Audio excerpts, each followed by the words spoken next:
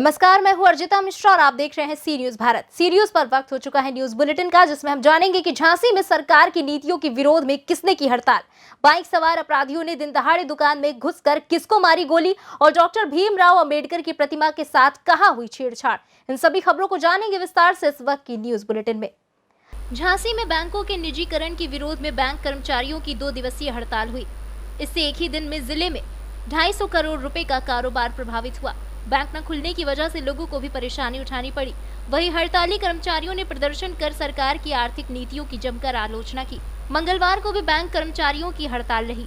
शहर कांग्रेस कमेटी ने बैंकों के निजीकरण के विरोध में खुलकर बैंक कर्मियों का समर्थन किया। इस दौरान शहर अध्यक्ष अरविंद वशिष्ठ, अमीर चंद्र मनीराम कुशवाहा, इंजीनियर विनोद कुमार वर्मा, मंसूर अली, हुसैन शाहिदा, बेगम मुन्नी, बेगम मीना आदि कांग्रेसी धरने में रहे। अर्थव्यवस्था जो पहले से चरमराई हुई है, इस बैंक की हड़ताल से बहुत चरमरा रही है। हम बैंकों के निजीकरण के विरोध में कर्मचारियों के साथ खड़े हैं और हम चाहेंगे कि इस देश में बैंकों का निजीकरण ना हो। मंत्री जी, ये आज धरना प्रदर्शन किया गया है, इसका उद्देश्य क्या है? देश में बैठी हुई मोदी सरकार पूरे देश को बेचने में लगी है। पहले राजे महाराजाओं के घरों में बैंक होते थे, जिसको श्रीमती इंदिरा गांधी ने राष्ट्रीयकृत किया, जनता के बैंक हुए। आज जहां रेलवे बेचा, एयरपोर्ट बेचे, BHEL बेचने की तैयारी है, नवरत्न कंपनी बेचने की तैयारी है, वहीं BSNL को बेचा और अब बैंकों को बेचने की तैयारी ये सरकार कर रही है। हम इन बैंकों को बिकने नहीं देंगे। ये गरीब जनता की बैंक है, ये गरीब जनता की खून पसीने की कमाई से चलने वाला बैंक है। अगर ये बैंक भी बिक गए तो हम कैसे भारत माँ के सच्चे सपूत हो सकते हैं। आज इसके खिलाफ हम लोगों ने प्रदर्शन किया। इसी तरह हम LIC भी नहीं बिकने देंगे और इसी तरह जो इनका मंसूबा है कि देश की एक एक जमीन, एक एक संपत्ति बेचें, उसको हम किसी भी हालत में नहीं बेचने देंगे। आगे की क्या रणनीति है मंत्री? हम लोग इस तरह विरोध प्रदर्शन करते रहेंगे और सरकार को कुंभकर्णी नींद से जगाने का काम करेंगे। अगर सरकार ने इस पर कोई एक्शन नहीं लिया तो आगे क्या? सरकार को चुल्लू भर पानी में डूब के मर जाना चाहिए अगर वो कोई एक्शन नहीं लेती है। पूरी जनता सड़कों पर है, शिक्षक सड़कों पर हैं, कर्मचारी सड़कों पर हैं, रेलवे के कर्मचारी सड़कों पर हैं, बैंक के कर्मचारी सड़कों पर हैं। पूरे के पूरी देश की जनता अडानी, अंबानी और कॉरपोरेट घरानों के खिलाफ सड़कों पर हैं। किसान सीमा पे बैठे हैं, जवान सीमा पर इस सरकार को कोस रहे हैं, खाना उन्हें ठीक नहीं मिल रहा, छात्र सड़कों पे स्ट्राइक कर रहे हैं और व्यापारी दुकान बंद कर रहे हैं। झांसी से प्रभात साहनी के साथ राजीव सक्सेना की रिपोर्ट। झांसी मंडल के ललितपुर जनपद के एक ग्रामीण का रेप के झूठे मुकदमे में जेलों में 20 साल का जीवन काटना और राजनीतिक दलों के लिए मुद्दा बनता जा रहा है। उत्तर प्रदेश कांग्रेस कमेटी ने इस मुद्दे को हाथ में लेकर पीड़ित विष्णु तिवारी के पक्ष में एक कदम आगे बढ़ाया है। उत्तर प्रदेश कांग्रेस कमेटी के सचिव राहुल रिछारिया ने अपने प्रतिनिधि मंडल के साथ ललितपुर के ग्रामीण इलाके में रहने वाले विष्णु तिवारी से जाकर मुलाकात की। इसके बाद उन्हें साथ लेकर झांसी आए। प्रदेश सचिव ने मंडलायुक्त से मिलकर विष्णु तिवारी को जमीन का पट्टा दिए जाने और प्रधानमंत्री आवास योजना के तहत आवास दिए जाने का अनुरोध किया। उन्होंने सभी संगठनों से आगे आकर पीड़ित विष्णु तिवारी की मदद करने की अपील की। आपका नाम? विष्णु तिवारी। क्या मामला हुआ आपके साथ? क्या है आप पूरा? गायों का मामला था भाई साहब। क्या था? गायों का मामला था और वहाँ लोग बागों ने उनने प्रयास करा हम लोगों को हमें मारने को। हम अकेले थे, वो 3-4-5 आदमी थे कम से कम। वहाँ से हम भाग निकले, लेकिन उसके बाद उन लोगों ने एक सोचा कि जो हम लोगों को गाली दी इसको या मतलब ऐसे मारने की कोशिश करी तो ये लोग कुछ और करेंगे। हम भी 5 भाई थे, उन लोगों ने किसी ने उन्हें सह दी कि मतलब इस तरीके से ऐसा करो कि तुम अगर ये केस बनवाओगे तो तुम्हें पैसा मिलेगा, मिले। अगर 376 अगर बनवाओगे तो पैसा मिलेगा, अच्छा पैसा मिलेगा और ये लंबी जेल चला जाएगा। तो उन्हें इसको मतलब वहाँ थाने में रिपोर्ट करी और रिपोर्ट करके 3 दिन बाद मतलब उनका केस वो हुआ, डॉक्टरी करवाई उनने जो कुछ, और हम वो जेल चले गए। फिर हम मतलब जेल चले गए। बस तो चलेगा 2000 का किस्त था, 2000 में मतलब फिर हमारी बेल हो गई 2001 में। तो दोबारा से फिर जमानतियों पे प्रेशर डाला, तो जमानती को भी तोड़वाने की कोशिश करी। जब जमानती टूट गए तो फिर हम जमानती तोड़ने लगे तो हम तो पैसा भर दिए। हमारे पिताजी बिल्कुल इन केसों से अज्ञान थे, कोई केस नहीं लड़े कभी कभी किसी। अभी आपने आज कमिश्नर साहब को ज्ञापन दिया, हाँ। तो आपकी मांग क्या है अब?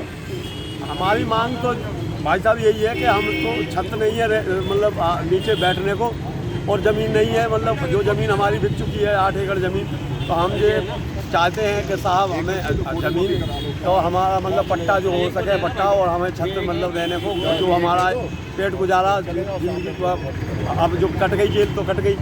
अब शरीर में इतनी दम तो है नहीं है कि अब वो कर सके, तो इतना अब हाथ जोड़ के उनसे निवेदन है कि वो हमारा पट्टा कर दें और हमें कहीं मकान की जगह मतलब दे दें, तो हम मकान बनवा दें हमारा। और भाई साहब आज आपने कहा का ज्ञापन दिया कि किस विषय को लेके? ये हमारे भाई हैं विष्णु तिवारी जी, आपके माध्यम से ही संज्ञान में आया था कि इनको 20 वर्ष की सज़ा हुई, जिसमें ये टोटल निर्दोष थे। अंत में हाई कोर्ट ने ये माना कि ये निर्दोष है और इनको निर्दोष बाइज्जत बरी किया गया।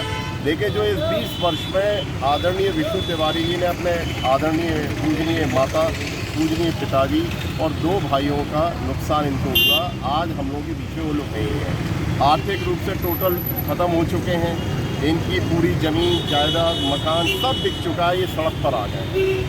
अभी हाल ही में हम इनके घर ललितपुर गए थे, इनके पास ये स्थिति की पन्नी लगाकर ये अभी बादल से, बारिश से, धूप से बच रहे हैं।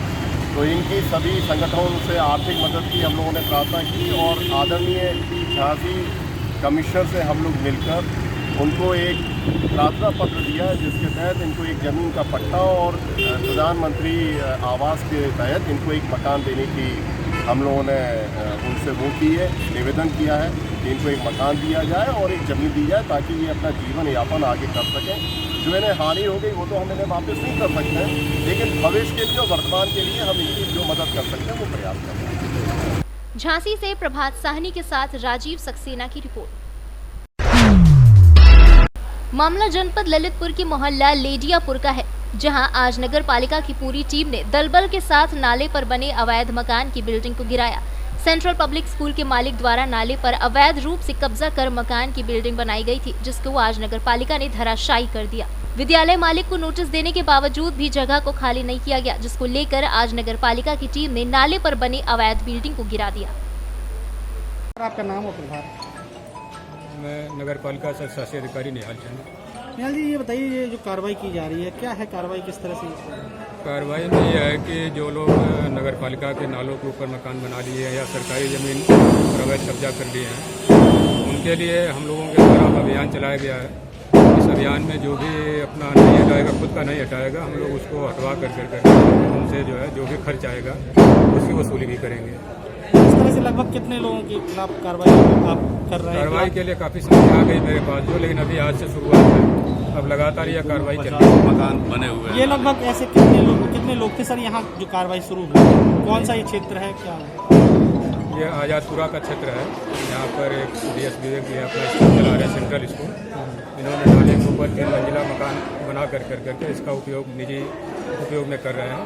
अगर इस नाले के ऊपर पानी भर जाता है या हम सफाई नहीं करा पाते, इस तरह से बनाया है, तो पीछे लोगों को काफ़ी समस्या होगी। बरसात के दिनों में वहाँ पर पानी भरेगा तो फिर बहुत बड़ी समस्या होगी।